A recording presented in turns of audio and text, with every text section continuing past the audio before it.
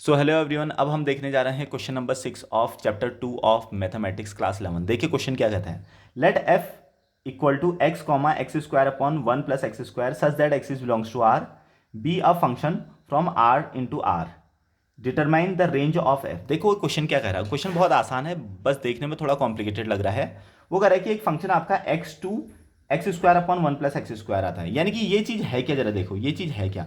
अभी तक हम पढ़ते थे f equal to x comma y such that करके पढ़ते थे, है ना। सच दैट फिर यहाँ पर कुछ लिखा रहता था।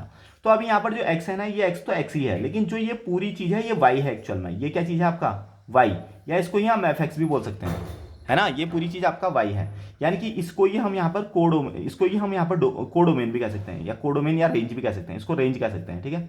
इसको रेंज कह दिया, और ये एक्स क्या है हमारा डोमेन है। ये एक्स क्या है डोमेन है, यानी कि जो पहला वाला है ना ये डोमेन है, और ये दूसरा वाला जो शो कर रहा है ये हमारा है रेंज। ओके, तो अब देखो जैसे हमने वो ऑर्डर्ड पेयर पढ़े हैं ना एक्स और वाई का। यहाँ हमारे पास ये होता था एक्स, और यहाँ हमारा एक्स होता था, ये वाई होता था। इसमें नंबर होते थे 1 2 3 4 करके। तो इस तरह से यहाँ मैपिंग होती थी, और ये 1 2 3 4 इस तरह से होता था। तो 1 एक्स में से आ गया, और ये 1 जो है वाई में से आ गया।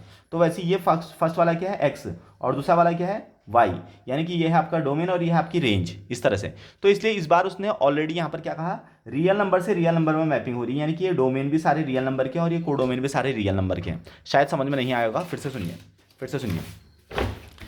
हमारा क्वेश्चन ये है f x equal to x comma x square upon one plus x square, ये है such that x and y belongs to R. X और वाई दोनों रियल नंबर से बिलोंग कर रहे हैं, और जो डोमेन है, ये जो डोमेन है इसमें सारे के सारे रियल नंबर हैं। जैसे रियल, ये भी रियल नंबर का है, ये भी रियल नंबर का, और यहाँ से यहाँ मैपिंग हो रही है।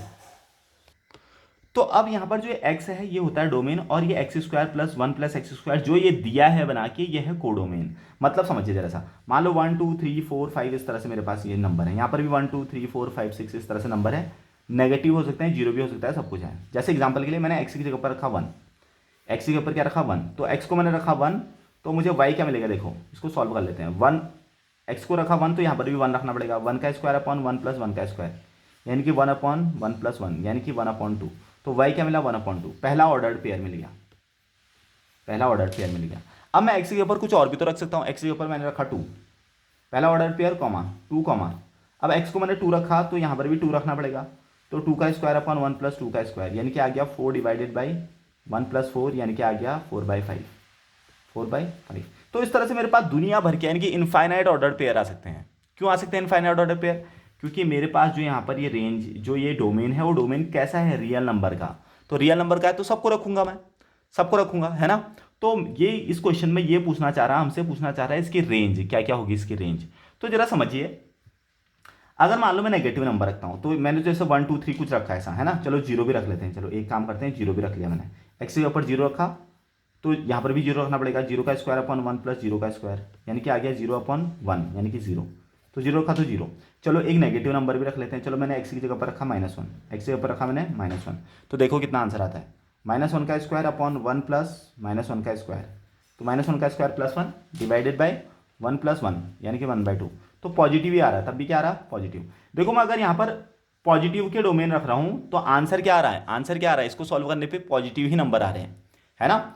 जीरो रख रहा हूँ तो आंसर जीरो आ रहा। नेगेटिव रख रहा हूँ अगर, तो तब भी मेरे पास आंसर आया। रेंज क्या आया यहाँ पर, रेंज क्या आई यहाँ पर पॉजिटिव ही आई।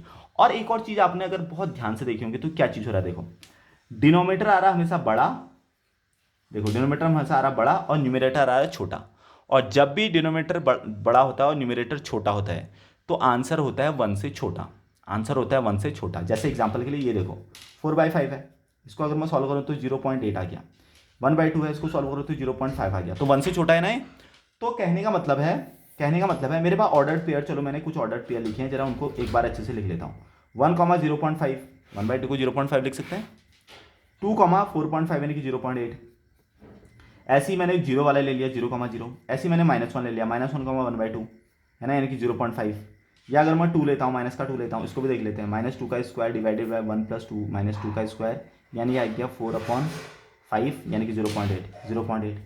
तो इस तरह से बहुत सारे होंगे, है ना।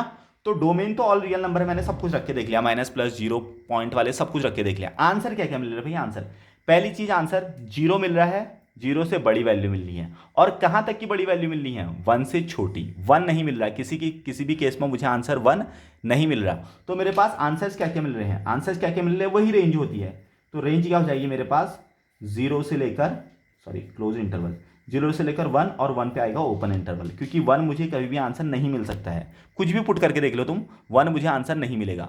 मुझे आंसर मिल रहे हैं 0 और 0 से बड़े। और कहाँ तक बड़े? 1 तक, लेकिन 1 नहीं मिल रहा है। तो इसका मतलब इसकी रेंज क्या हो जाएगी? 0 to 1 and open interval in the side of 1 and close interval in the side of 0। 0 पे क्लोज इंटरवल और 1 पे ओपन इंटरवल।